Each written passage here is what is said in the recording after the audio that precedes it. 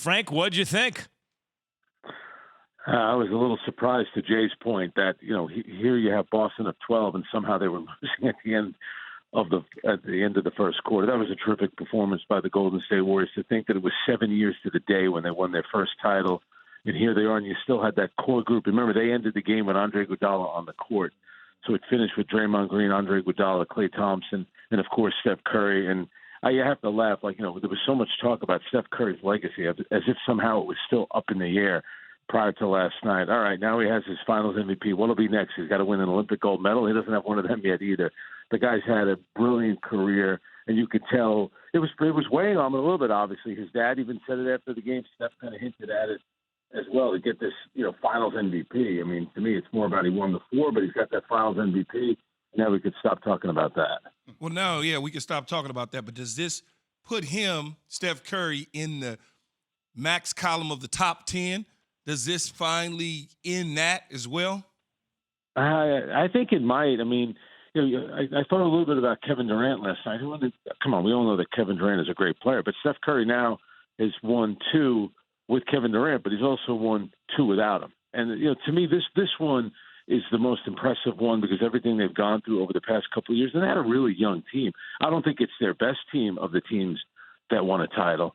But for Steph to carry them the way they did, remember early on in the season, we were all talking about MVP the first couple of months. It looked like it was going to be his maybe to lose. And obviously he tailed off a little bit. Other guys played a little bit better. But the year that he had, including, of course, setting the three-point record at Madison Square Garden, his dad was there for that. And then last night you see Dell on the court at the end with Steph embracing. I mean, just an incredible season for not only a classy player and a classy guy, but think about what he's done for that organization. We hear all the time about Miami. Everything with them is culture, which obviously they have that. Let's be fair, guys. Golden State's got a pretty good culture as well. No question. Frank, talking to Frank Isola here on Keyshawn, JWill and Max, ESPN Radio. So the Finals MVP to me was very important, not because it's hardware that he doesn't have, but because this was the first time that Steph Curry was in a Finals and he was the best player in the Finals, and because of that, his team won. All the other, and his legacy, of course, was already set as a top 15-ish all-time great, one of the greatest players, no question. But when people start talking, as Jay did, top 10, now I got to see you be the best player in the league. Not regular season, but the end of everything, we go, that's the best player in basketball. Or else be the reason your team won the championship, and there's no doubt you were the best player in the Finals because he just did that. That's something new. Isn't that part of the emotion here for him, that this is something he hasn't done before, and isn't that important?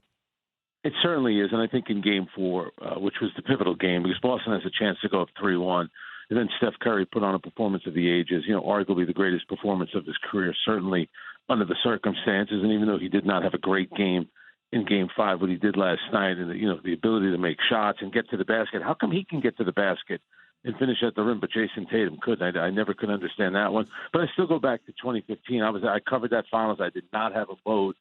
I thought that Steph Curry was the Finals MVP. It's still a subjective award voted on. Back in 2015, it was 11 media members, and LeBron got, I think it was 3 for LeBron, and Andre Iguodala got the other 8 votes. I just thought that Curry should have won it back then. So, again, I took it as, because it's such a subjective, in-the-moment vote. If you look at Andre Iguodala's final game in 2015, yes, he had a ton of points, and sometimes that sways people that are voting. But it was clearly Steph's to lose, even though Andrew Wiggins, I'll tell you what, give him a lot of credit. I'm sure if they had a second-place vote, it would have been him, because how about the performance by Andrew Wiggins, who was outstanding on both ends of the court. Frank Isola, Sirius XM NBA Radio, Around the Horn host, joining us here on Keyshawn, JWill and Max. Frank, I feel you 1,000% on Wiggins. The job he did on Jason Tatum was tremendous, but I do want to bring it to the coach for 1 second. Steve Kerr, now 9 championships, 5 as a player, 4 as a coach. And you talk about a winner and the leader of a winning culture. But for me, I made this comment earlier that if he got his 4th championship, I mean, is he in the top 5 greatest coaches to ever coach the game? He's already in the top 15 right now. I don't think he passes Phil Jackson, who has 11, Red Auerbach, who has 9, Pat Riley. You talk about Greg Popovich, but isn't he right there at number 5? I think he has to be. And, I thought about it the other day because it was the anniversary of him hitting that shot. I believe that was 97 when Michael passed him the ball and they told him, be open if I get double team, and Steve knocked it down. I still remember standing in the hallway at the United Center with Steve and his wife, and you think about how many years ago that was and how much Steve has accomplished both as a player with both the Bulls and the San Antonio Spurs and now as a head coach. And let's face it, guys, I thought Steph Curry's defining moment of the series was Game 4. I also think that was Steve Kerrs right from the start. He was into that game, and he was ripping into his team. He was getting into it with the officials. He eventually got a technical foul. But how about the move he made at the end of that game? You guys talked about it. That's when he, sat Draymond Green for 4 minutes, put him back in. And let's face it, I thought Draymond Green, his last 3 minutes of Game 4, plus the way he played in Game 5, and then, of course, Game 6, he had 12 points. Jason Tatum had 13. So the move that he made to win Game 4, I thought he pushed all the right buttons. I thought it was a masterclass by Steve Kerr, and he ended up getting the best out of Draymond Green in the last couple of games. Which come on, we know that Draymond's got a lot of pride, and that hurt him to come out of the game. But to his credit, that dude kept playing, and I thought he was great the last 3 minutes. And there was no question that he was huge in the last 2 games. Yeah.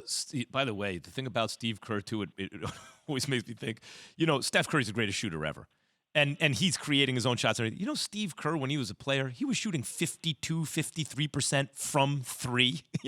His jaw, he was wide open. I get it. But the dude is one of the greatest shooters who ever lived. Just a winner, Jay. The great do you have? Yeah, Frank, you think they win it again next year?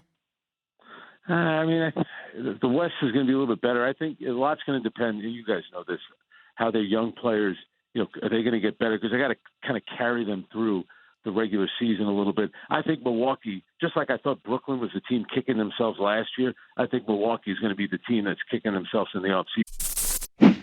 Thanks for watching ESPN on YouTube. For live streaming sports and premium content, subscribe to ESPN Plus right now.